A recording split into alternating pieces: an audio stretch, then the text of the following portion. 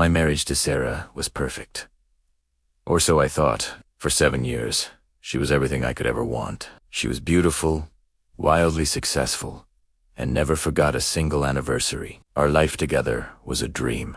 But last Tuesday, that dream shattered. It all started the day before our 7th anniversary. I was looking for her favorite meditation crystals to surprise her. I remembered her mentioning she kept them with her yoga mat. As my fingers felt around inside the rolled-up mat, I brushed against something hard and rectangular. My first thought was it was just another one of her wellness gadgets. But as I pulled it out, I saw it was a smartphone. A sleek, black device, completely unbranded. I'd never seen it before. My heart started to pound. This wasn't her phone. I knew her phone. It was an iPhone with a ridiculous pink case. This one was different. With a trembling finger, I pressed the power button. The screen lit up, asking for a passcode I didn't know, but that's when I saw it. A notification preview on the lock screen. It read, "Meeting confirmed with target. Michael Ross. 3 p.m. tomorrow. Michael Ross. That's me. That's my name." My own wife had a secret meeting scheduled with me as a target. She'd told me she had a client presentation all afternoon tomorrow. Just then, I heard her car pull into the driveway. Panic seized me. My hands shook as I shoved the phone back exactly where I found it, making sure it was completely hidden. By the time she walked through the front door, I was at the dining table, calmly setting it for dinner, trying to make my hands stop trembling. "You're home early," she said, flashing that perfect smile that used to make my heart skip a beat. Now, it just made my blood run cold. "Client meeting got rescheduled," I lied, surprised at how smooth the words came out. "How was your day?" "Long," she sighed, dropping her briefcase by the door, "but productive." I finally closed the Henderson account. Another lie. My mind went blank for a second. The Henderson account had been closed last week. I knew that for a fact, because I'd taken her out to a fancy dinner to celebrate. Every word out of her mouth was now a potential lie. That night, I lay awake for hours, watching her sleep beside me. The moonlight traced the familiar curve of her cheek, the face of the woman I thought I knew better than anyone. This woman I'd built a life with, who knew I take my coffee with 2 sugars and that I'm terrified of heights, was a complete stranger, who schedules a secret meeting with their own husband under a code name. What was going on? The next morning, I couldn't face going to work. I called in sick. I had to know the truth. I decided to follow her. Her morning routine was completely normal at first. She went to the gym, then her favorite coffee shop, and then drove to her office building downtown. But that's where things got weird. Instead of going to her company's office on the 15th floor, she took the elevator to the 23rd. I checked the building directory in the lobby. There was a number 23rd floor listed. It just didn't exist, at least not to the public. I found a seat in the lobby cafe, my mind racing, nursing a coffee I didn't even want. I waited for what felt like an eternity. 3 hours later, she finally emerged from the elevator. But she wasn't alone. A man in an expensive, perfectly tailored suit was walking with her. He walked her to the door, his hand resting on her lower back for just a little too long. And then they exchanged a look. It was a look I knew intimated. It was the same look of shared secrets and affection that we had in the early days of our relationship. My stomach twisted into a knot. Was this just a simple, sordid affair? Was I just being a paranoid husband? But then, I remembered the second phone. The coded meeting. The name target, Michael Ross. No, this was something else entirely. Something far more sinister. I watched the man leave the building 20 minutes later. I got in my car and followed him from a safe distance. He drove to a desolate industrial park on the outskirts of the city and entered a nondescript building marked only with a small sign. Apex Consulting. The place looked more like a military base than a consulting firm. Through the reinforced glass doors, I saw security guards and metal detectors. My own phone buzzed, startling me. It was a text from Sarah. "Hey honey, working late tonight. Don't wait up for dinner."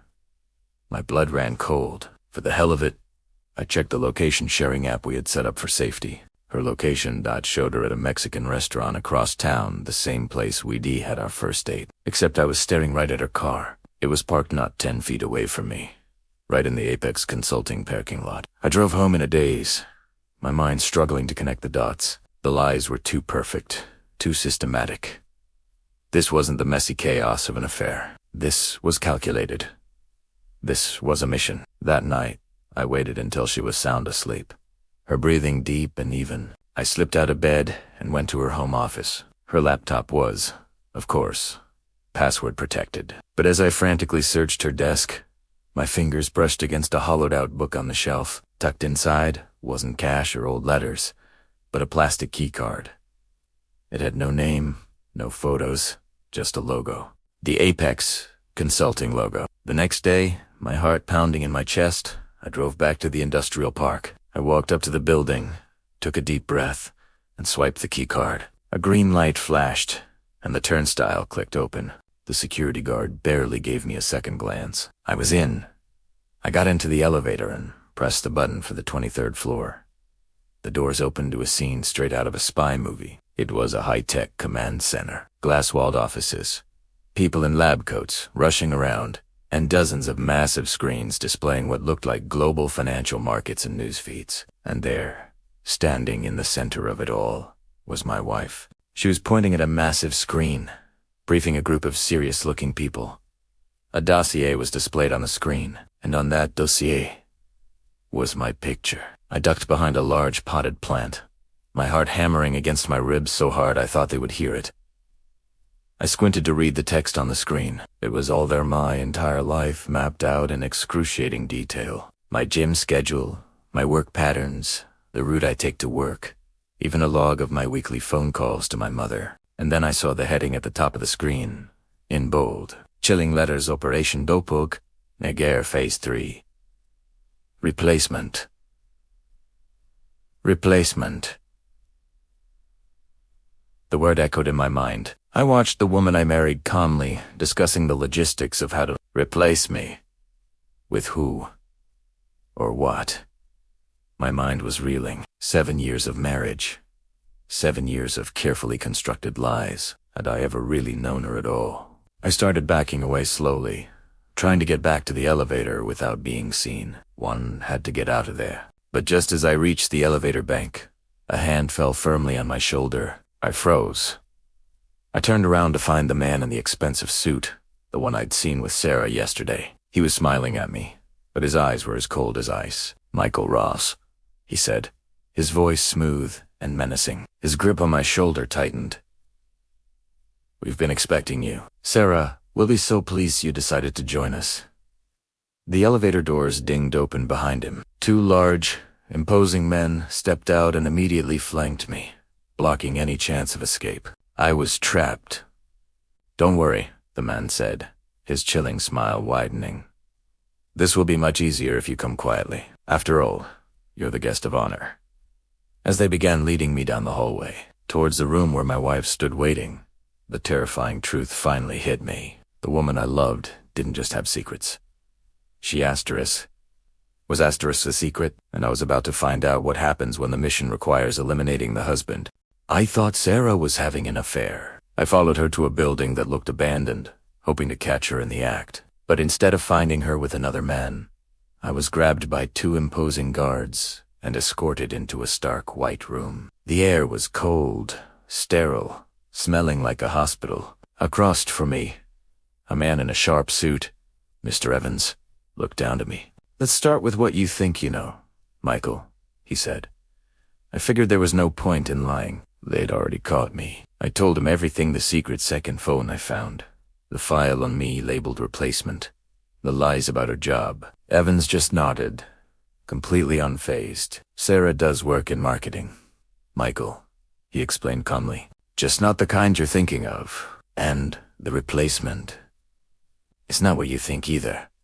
Just as I was about to demand what Operation Double Air was, the door hissed open, and Sarah walked in. But this wasn't the warm, gentle woman I married. This was someone else, cool, authoritative, a complete stranger wearing my wife's face. "Michael," she said, her voice stripped of all warmth. "I'm sorry you had to find out this way." "Find out what?" I shot back, jumping to my feet. "That our whole life is a lie." That you're some kind of spy. The marriage isn't a lie, she insisted, her eyes pleading for a brief second. My feelings for you are real, but my work, it required precautions. Precautions? I almost laughed. They had a file on me. They were tracking me. I was a target. Evans cut in. We're a private security firm, Michael. We handle corporate espionage. We prevent theft on a global scale. And that has to do with me. ... I demanded. Because you are being considered for recruitment, Evans stated. Operation Doppelganger is our talent acquisition program. Your skills, your background, you're exactly who we look for. I stared at them, completely stunned. A job offer. This was their version of a job offer. Sarah explained they'd been assessing me for months, that she was going to tell me everything that very night. It almost made sense. Almost. Why all the secrecy? Why not just ask me? I needed to know. We had to see how you operate under pressure, Evans said. How observant you are. You passed, by the way. Very few spouses ever find the second phone. They showed me their operations center. A high-tech situation room straight out of a movie. Monitors everywhere. Analysts tracking operatives in real time. It looked legitimate. They pointed to a screen showing a man planting a bug in an office. We'll be arresting him tomorrow, Evans said. But then I saw it. On another monitor, in the background of a live feed, was a cafe I go to all the time. And sitting at a table was a man who looked exactly like me. What's that? I asked, pointing. Evans switched the feed instantly. Just a training exercise, he said smoothly. But I'd seen enough. The man was wearing my favorite jacket, the one in my closet at home. Then it all clicked. An analyst had a tattoo I recognized from one of the men I'd seen with Sarah before. This wasn't a recruitment. This was damage control. They weren't offering me a job. They were trying to figure out how much I knew. The replacement wasn't for my job. It was for me. In my life, with my wife. I looked at Sarah, and I could see the woman I loved was trapped somewhere deep inside this deceptive stranger. I had to play along. I need to think about this, I said, keeping my voice steady.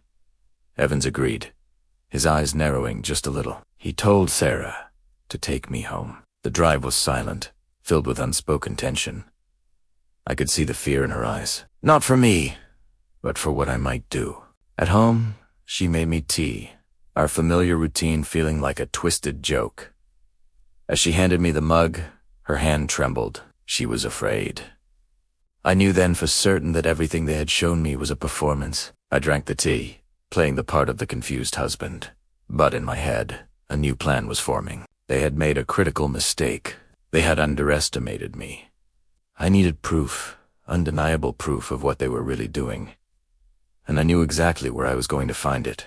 The tea should have made me sleepy, but my heart was hammering a rhythm that no drug could quiet. Adrenaline, pure and sharp, cut through the fog. I sank onto the couch, letting my body go limp, my breathing slow and even. I was playing a part, the unsuspecting husband, dozing off after a long day. Through the tiniest slit in my eyelids, I watched her.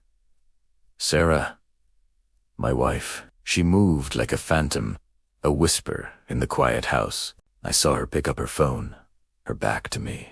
Her voice was a low murmur, completely indecipherable, but her posture told me everything I needed to know. Her shoulders were rigid, her free hand clenched and unclenched at her side. Every few seconds, she'd cast a furtive glance my way, a silent check to see if the drug had taken hold. Was I really asleep? She needed to be sure. Satisfied, she finally disappeared up the stairs, her steps barely making a sound on the old wood. I counted the seconds, forcing myself to wait. 10 minutes. 15. The house settled into a deep silence, broken only by the hum of the refrigerator. It was time. Rising from the couch, I felt a strange sense of detachment, like I was watching someone else move through my life. I knew what I was looking for.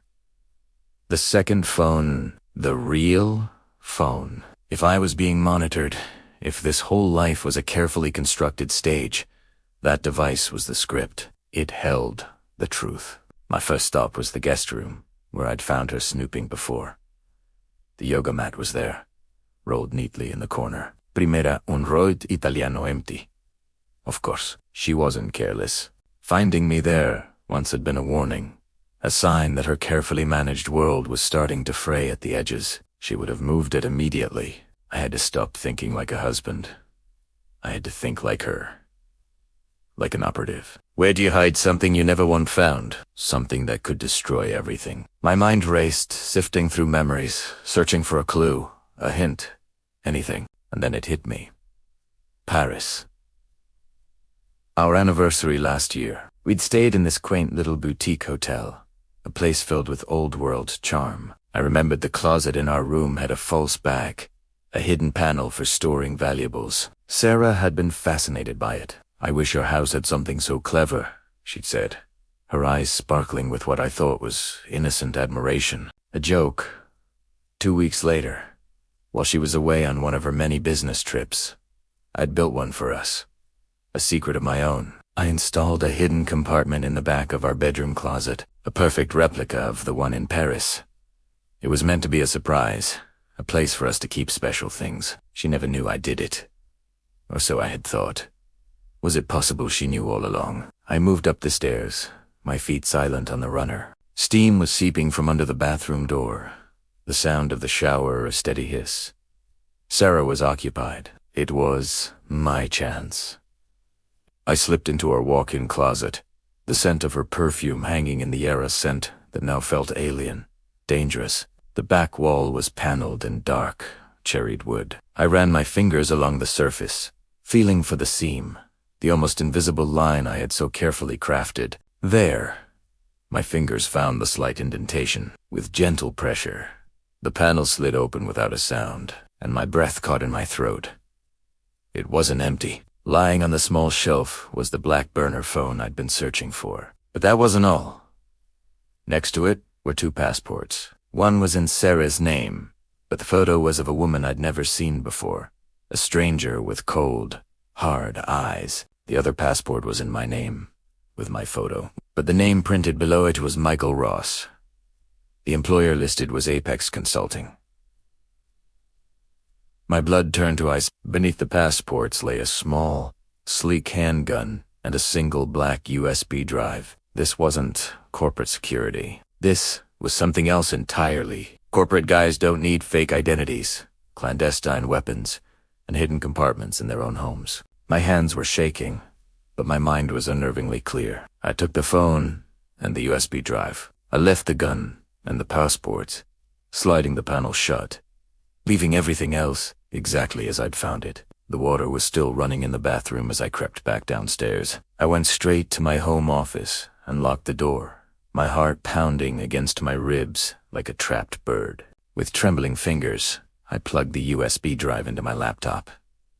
The drive was encrypted, of course, but years ago, I'd used a specialized decryption feature in my architecture software for highly sensitive client projects. It was a long shot, but it was the only shot I had. The minutes stretched into an eternity as the program worked, progress bar crawling across the screen. My own reflection stared back at me from the dark monitor, a pale, haunted stranger. Then, with a soft chime, the files opened.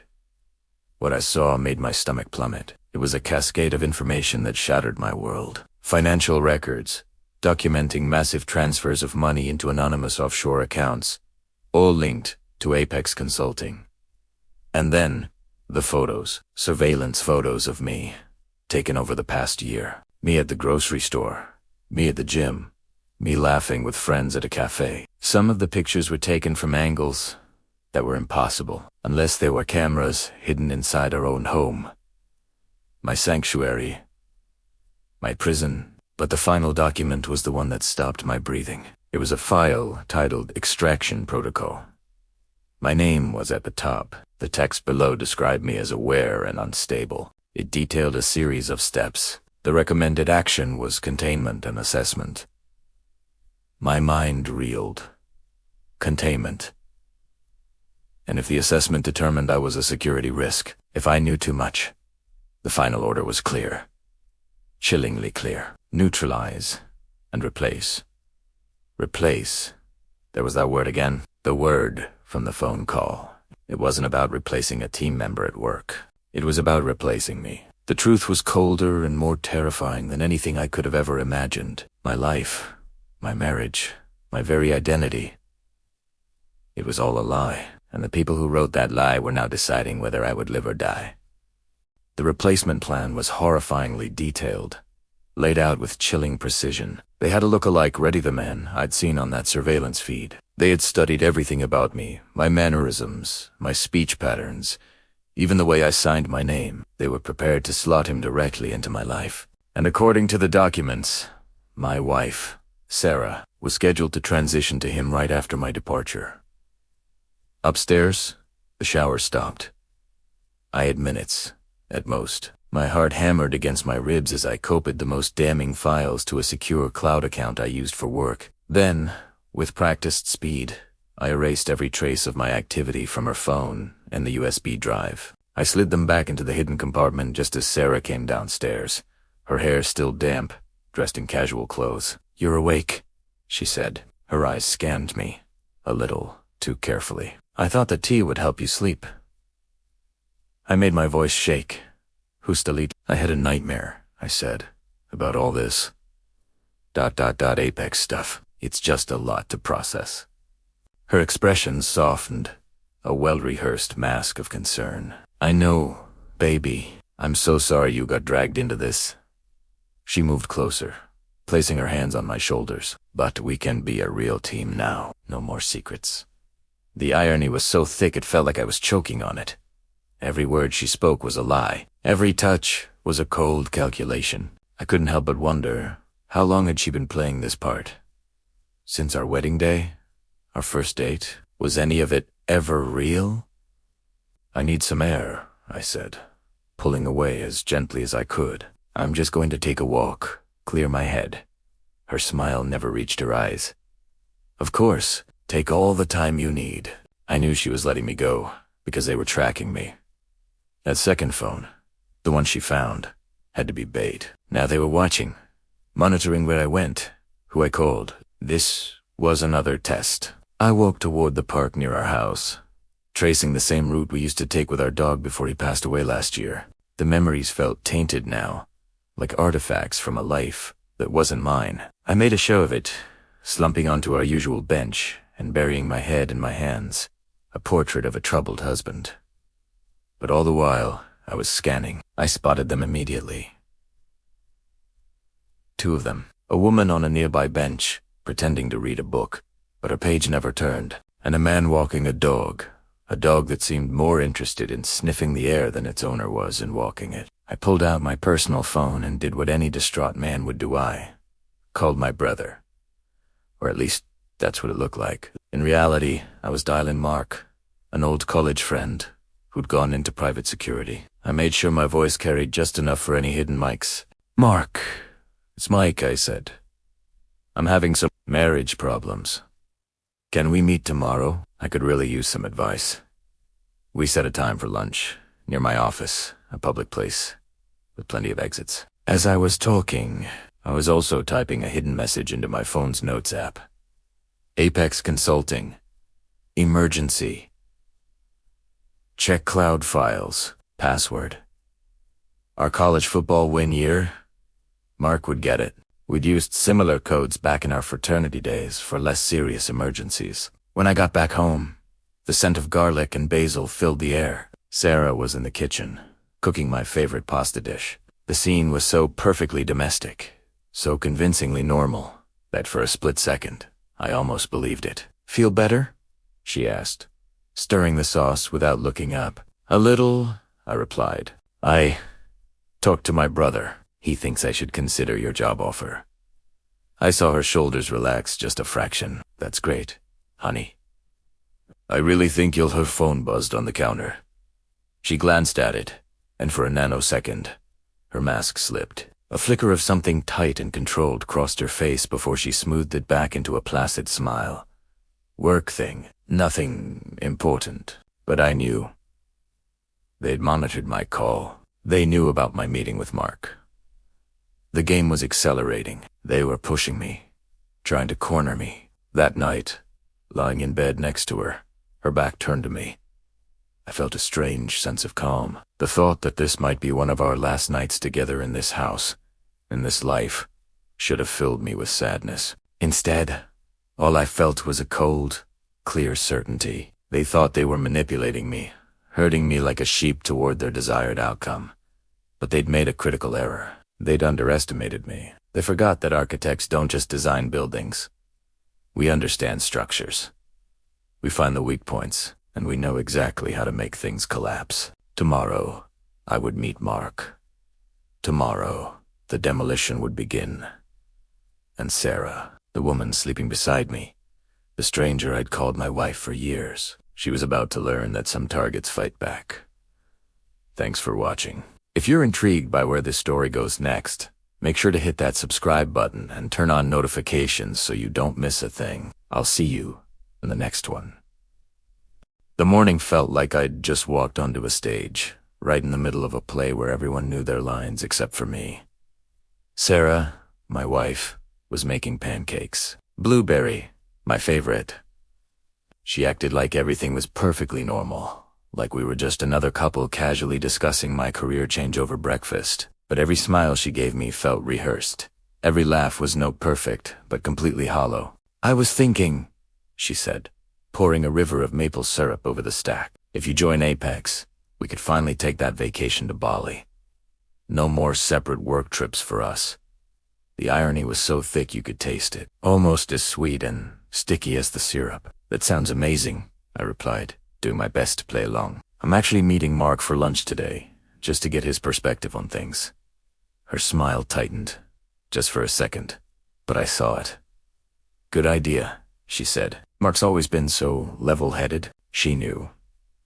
Of course she knew. The surveillance team must have reported my every move from last night. This entire breakfast, the pancakes, the smiles, it was all just another part of their assessment. They were watching to see how I'd behave, knowing I was being watched. I went through the rest of my morning routine on autopilot. Shower, get dressed, kiss Sarah goodbye at the door. As our lips brushed, for one gut-wrenching moment, I remembered our first kiss. It was outside that little Italian restaurant 7 years ago. I had to wonder, had that Sarah ever really existed? Or was she always just this carefully constructed illusion? As I drove to work, I saw it in my rearview mirror. The same black sedan from yesterday.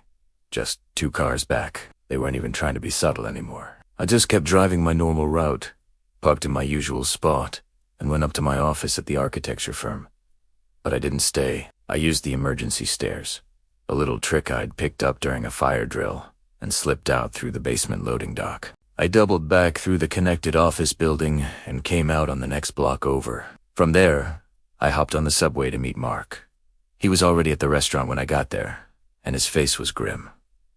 "Mike, what in the world is going on?" he said, his voice low. "Those files you uploaded. This is straight out of some spy movie." I slid into the booth across from him. "I know," I said. "They have a replacement ready for me. They're planning to take me out of the picture and insert a look-alike." Mark's eyes went wide. "We need to go to the police. Right now?" I shook my head. "And tell them what? That my wife works for some mysterious organization and has a fake passport. They'll think I'm having a mental breakdown and lock me up." I leaned closer across the table. "I need you to do something for me. If anything happens to me, if I disappear, or if I suddenly start acting different, I need you to release those files to every news outlet you can find. Everyone." He just stared at me for a long moment, then nodded slowly. "Okay, Mike." "Okay. But what are you going to do?" A plan had been forming in my mind, a risky, crazy plan. "I'm going to give them exactly what they want," I said. "A willing recruit."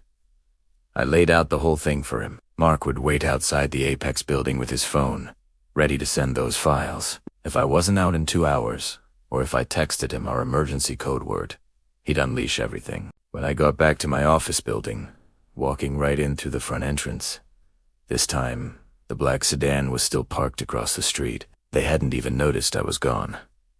Perfect. At exactly 1 o'clock, I walked into the Apex building and asked for Mr. Evans. The receptionist didn't seem the least bit surprised to see me. She led me down the hall to the same sterile room where they'd questioned me before. A few moments later, Evans entered. Alone this time. "Michael," he said with a thin smile, "I understand you've made a decision." He put on my best, nervous but excited face. "I won in," I said. "What Sarah said about us being a team. That's what I want. And, well, the money you mentioned doesn't hurt either." His smile turned predatory.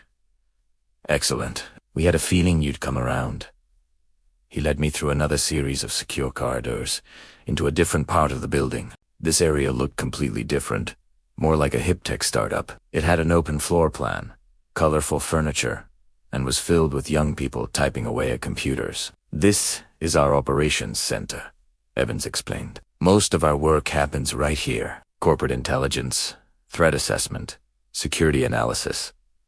It all seemed so convincing, so normal. But then I saw him, the same analyst from yesterday, the one with the distinctive tattoo on his forearm. He glanced at me, then quickly looked away. Then, across the room, I spotted Sarah.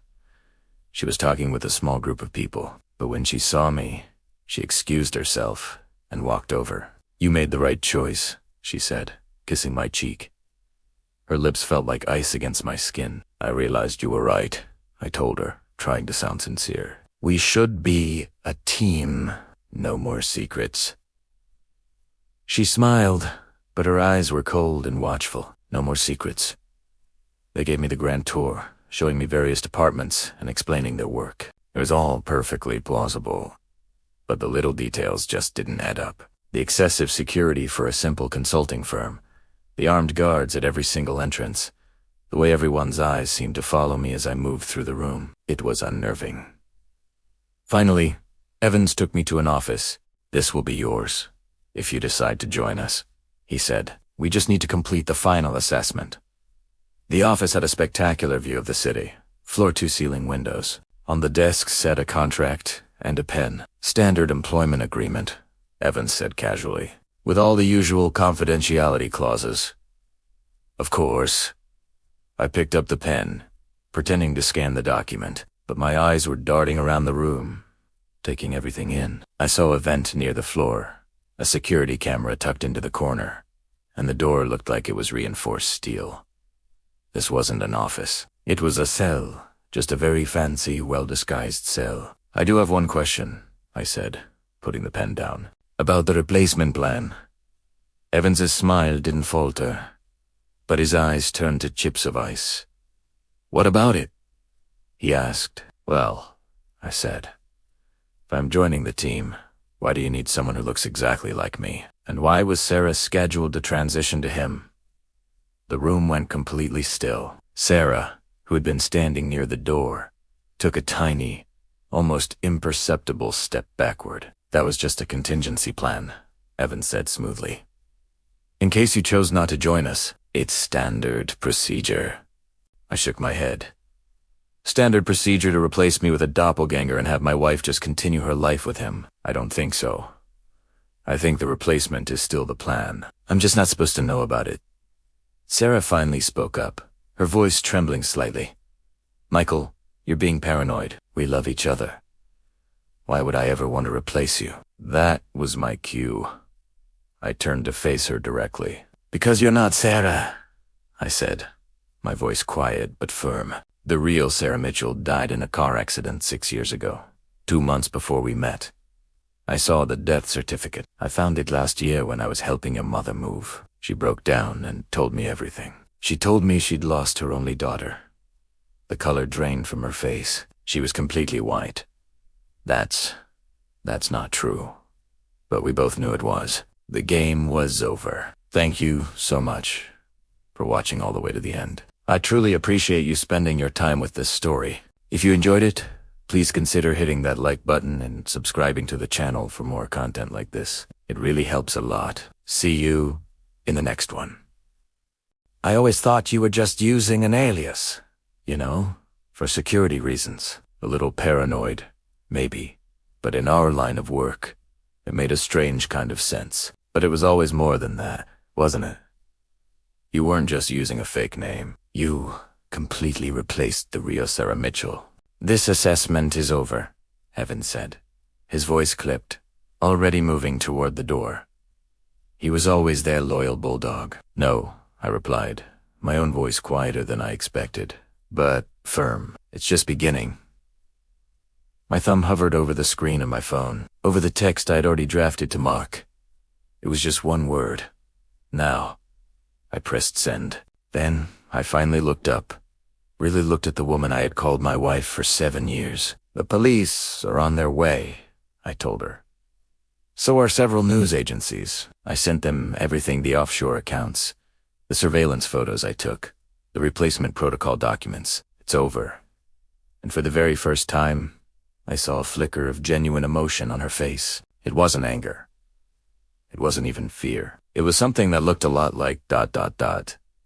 Respect, you're better than we anticipated, Michael, she said, her voice even. And then, chaos. The entire building erupted. Alarms blatted, their shrill cries echoing off the sterile walls. Through the massive office window, I saw the flashing blue and red lights of police cars swarming the entrance below. Evans, panicked, grabbed my arm, but I shoved him away. All those years of hauling materials and working on site gave me a strength that caught him completely off guard. The door to the office burst open. Mark stood there, flanked by 2 uniformed police officers. Mike, you okay? He yelled over the noise. In that whirlwind of confusion, she slipped away. Sarah, whoever she really was, disappeared down a back corridor. She paused, just once, for a fraction of a second, to look back at me, and in her eyes, I saw something. Maybe it was regret, or maybe, just maybe, that's just what I desperately wanted to see. The weeks that followed were a blur of headlines and investigations. Apex Consulting was completely dismantled, exposed for what it truly was. A sophisticated front for an organization that specialized in corporate espionage, high-level identity theft, and things far worse. These replacements, as they called them, were highly trained operatives, ghosts who could seamlessly slip into someone's life, mimic them perfectly, and extract information or manipulate decisions for their anonymous, high-paying clients. The truth I had pieced together was confirmed. The real Sarah Mitchell had died in that car accident all those years ago. The woman I married, the woman I built a life with, had been assigned to take a place for a mission that, for some reason, never ended. Our entire relationship, every anniversary, every quiet morning, every shared laugh, ... It was all part of her cover, an elaborate, 7-year-long performance. I never saw her again. Not really. Not really. Sometimes I'll be walking through a crowded street, and for a heart-stopping moment, I think I see her. A familiar tilt of the head in the distance, a particular stride, a flash of dark hair. But it's never her. It's just a ghost, a memory. I sold the house. Our house. I couldn't stay there, surrounded by the echoes of a life. It was a lie. I packed up and moved to a different city. The architecture firm was surprisingly understanding. I just told them I needed a fresh start after a difficult divorce. It was the simplest way to explain a truth too complex to put into words. Then, last week, a package arrived. A small, plain brown box with no return address. My hands trembled a little as I opened it. Inside, nestled in simple white tissue paper, was a single, old-fashioned key and a note. The handwriting was hers. Unmistakably hers. Just for short sentences. For what it's worth, the love was real, even if I wasn't. The key, I found out, fits a safety deposit box at a local bank. I haven't opened it. I don't know if I ever will. Some secrets, some truths, are maybe better left buried. Some doors are better left locked. But sometimes, late at night, when the city is quiet and I'm alone with my thoughts, my mind drifts to that key. I can't help but wonder what's inside. More lies. Or a final, undeniable truth. I think about the woman I loved, the woman who never really existed. Was any of it real for her? Did she ever truly care for me? Or was I just another target? Another part of her mission? And then I remember that last look she gave me in the chaos of the Apex office. That fleeting moment of what I chose to believe was regret, and I make a conscious choice. I choose to believe that somewhere, buried deep beneath all the layers of deception and the intricate web of lies, there was something genuine, something real that grew between us. Because the alternative, the thought that 7 years of my life, 7 years of my marriage, meant absolutely nothing at all, that's a truth I'm just not ready to face. They probably thought I was just another mark, another easy target. But some targets don't just fight back. Some targets remember what they're fighting for. And for me, that was the love I thought we shared. A love that, perhaps, only existed in the silent spaces between her lies. Thank you so much for listening to my story. If you found this compelling, please consider liking this video and subscribing to the channel for more content like this.